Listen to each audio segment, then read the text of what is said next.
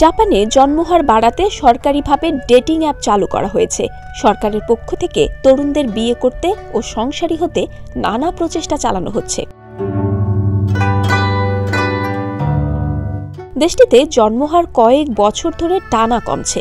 গত বছরও জাপানে নিম্ন জন্মহারের রেকর্ড হয়েছে। এই পরিস্থিতিতে জন্মহার বাড়াতে অ্যাপের শরণাপন্ন হয়েছে সরকার। দ্য জাপান টাইমসের প্রতিবেদনে জানিয়েছে, সরকারি ডেটিং অ্যাপটি ব্যবহারের জন্য নির্দিষ্ট কিছু নিয়মের মধ্য দিয়ে যেতে হবে।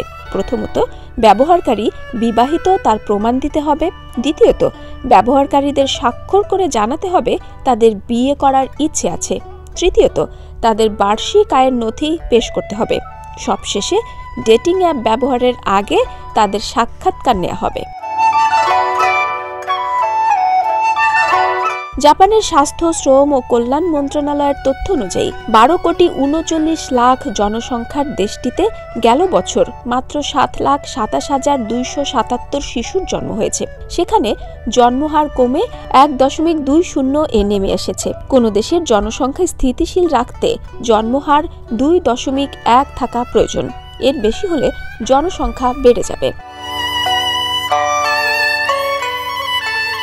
বিশেষজ্ঞরা বলছেন, 1973 সালের পর থেকে দেশটিতে ক্রমাগত জন্মহার কমছে, যা আর বাড়েনি। তবে সাম্প্রতিক সময়ে জন্মহার আরও কমেছে। এতে দেশটির জনসংখ্যা কমে যাচ্ছে। এর সুদূর প্রসারী প্রভাব পড়তে পারে জাপানের জনশক্তি, অর্থনীতি, কল্যাণ ব্যবস্থা ও সামাজিক জীবনে। এই পরিস্থিতি থেকে মুক্তি পেতে জাপান সরকার নানা প্রচেষ্টা শুরু করেছে। সমস্যা মোকাবিলা করতেও দেশটির সরকার নতুন সংস্থার অনুমোদন দিয়েছে। এ সংস্থার অধীনে নানা কর্মসূচি নেওয়া হয়েছে। এর মধ্যে শিশু যত্নের জন্য সুবিধা বাড়ানো, সন্তান হলে বাবা মায়ের জন্য বাড়ি ভাড়ার ভর্তুকির মতো নানা সুবিধা। টোকিওতে মোবাইল অ্যাপের মাধ্যমে মানুষকে বিয়েতে আগ্রহী করতে বিভিন্ন প্রকল্পের জন্য এর মধ্যে 2024 সালের বাজেটে 300 মিলিয়ন ইয়েন বরাদ্দ করেছে জাপান সরকার।